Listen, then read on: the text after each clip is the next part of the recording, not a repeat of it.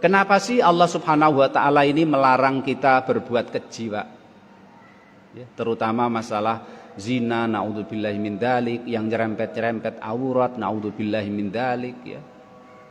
Dan sekarang orang-orang itu sudah pada tidak tahu malu, di media massa auratnya diumbar, kemudian bapak-bapak, mas-mas ya seneng lihat, ya tak Pak ya? Nah itu, wis akhir zaman itu, Pak ya. Kenapa Allah Subhanahu Wa Taala melarang perbuatan keji?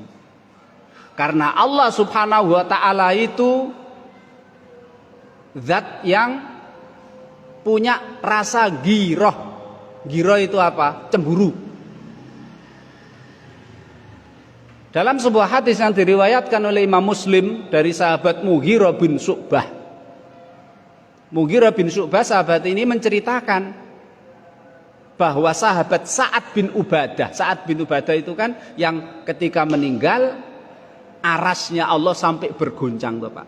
Saking solehnya, saking adilnya, saking orangnya baiknya. Sa'ad bin Ubadah pernah bilang gini, Pak. Wahai Rasul, lau ra'aitu rajulan ma'amra'ati la darabtuhu bisayfi ghaira musfihin anhu. Rasul, kalau saya melihat ada laki-laki, Rasul, selingkuh dengan istri saya, melakukan perbuatan zina itu, maka laki-laki yang di atas istri saya itu tak pukul dengan pedang saya. Mukulnya bukan sisi kanan, sisi kiri, bukan yang tumpul, yang tajam, Rasul. Kemudian Rasulullah bersabda, atakjabuna min ghirati Sa'ad. Wahai sahabat-sahabat, apakah kamu heran dengan cemburunya Sa'ad seperti itu? Fa wallahi la ana aghyaru minhu. Demi Allah, aku lebih cemburu daripada cemburunya Sa'ad. Wallahu aghyaru minni, dan Allah adalah zat yang lebih cemburu dari saya. Min ajli ghiratillahi harramal fawahisha ma dhahara minha wa ma batan. Karena Allah zat yang lebih cemburu daripada cemburunya hamba-hambanya, maka Allah mengharamkan perbuatan keji, perbuatan porno, perbuatan jorok, baik yang nampak maupun tidak nampak, dilakukan oleh hambanya, dilarang oleh Allah. Itu.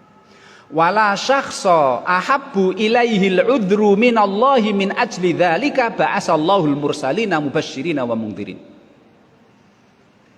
Kalau ada orang, Pak, yang sangat santun, penyayang, suka menerima alasan, ada orang salah, kemudian orang itu menyampaikan alasan, tidak dihukum. Kalau ada orang seperti itu, Allah lebih dari orang itu. Makanya Allah SWT tidak langsung menghukum manusia. Makanya Allah selalu memberi tangguh, dan Allah SWT memberi penjelasan dulu, yaitu diutus Nabi dan Rasul. Seandainya tidak ada Nabi, tidak ada Rasul, orang berbuat maksiat langsung dimatikan oleh Allah, rapopo Pak Allah itu. Dan mampu, tapi Allah bukan seperti itu sifatnya. Pengasih lagi maha penyayang, pengampun. Kan gitu kan, ada saudara kita atau Pak, orangnya itu Masya Allah, kalau ada orang yang salah dimaafkan. Itu Allah lebih memaafkan, Pak. Makanya mengutus Nabi dan Rasul. Dan Allah berfirman dalam surat Al-Isra, wa ma kunna mu'adzibina hatta nab'atsa rasula. Allah tidak akan menyiksa manusia sampai manusia itu kedatangan utusan Allah, Nabi dan Rasul. Cuma ada yang tanya, Pak, lah sekarang ini sudah tidak ada Nabi Muhammad, gimana Ustadz? Katanya. Saya jawab, siapapun yang meskipun dia tidak kedatangan Nabi Muhammad, tapi kedatangan Al-Quran, sama saja kedatangan Nabi Muhammad. Maka besok orang kafir di akhirat, oh, saya tidak beriman kepada Nabi Muhammad, ya wajar ya Allah, saya kan nggak ngelihat Nabi Muhammad. Tidak bisa, Pak. Memang Nabi Muhammad belum sampai kepadamu, tapi Quran sudah sampai. Makanya mukjizat Nabi Muhammad adalah Quran, dan akan ada sampai hari kiamat, sampai Allah mengangkat Al-Quran itu ke langit. Wala syakhsa ahabbu ilaihil midhatu minallahi min ajli dzalika wa'adallahul jannah. Dan Allah adalah zat yang paling sangat dipuji. Oleh karena itu Allah akan berjanji memasukkan orang-orang yang memujinya, dimasukkan ke dalam surga. Makanya ayat pertama kali Quran yang kita bacakan Pak setelah bismillah, alhamdulillah Rabbil alamin. Besok yang pertama kali terucap penduduk surga ketika masuk surga ya alhamdulillah juga Pak. Alhamdulillahilladzi hadana lihada wa ma kunna linahtadiya laula an hadanallah. Alhamdulillah Allah telah menunjukkan aku sehingga beramal soleh sehingga dapat masuk surga. Seandainya Allah dulu di dunia tidak memberikan aku hidayah, rabakal aku mlebu swarga. Dan Rasulullah Pak ketika mendapatkan sesuatu yang diinginkan, alhamdulillahilladzi bi nikmatihi tatimmus sholihat. Kalau enggak dapat yang diinginkan, tetap alhamdulillah juga. Alhamdulillah ya ala kulli hal, karena nikmat yang Allah berikan terlalu banyak daripada kita tidak mendapatkan apa yang kita inginkan. Nah, jadi Bapak Ibu sahabat yang terakhir di sini ini jangan langsung jangan langsung dipraktekkan ya. Ucapannya Sa'ad bin Mu'adz ini ketika ada orang yang selingkuh. Naudzubillah, ini contoh Pak ya. Kalau ada orang yang selingkuh dengan istrinya terus dibunuh, berarti boleh? Tidak boleh. Tidak boleh. Karena dalam satu riwayat Rasul mengatakan jangan kamu langsung bunuh. Karena kan ada ceritanya Pak, sahabat lain yaitu sahabat Hilal bin Umayyah, dia menuduh istrinya selingkuh dengan sahabat namanya Suraik bin Sahma. Dan Rasul tidak nyuruh patenono, enggak gitu. Rasul nyuruh yang menuduh si Hilal bin Umayyah ini, ngapa?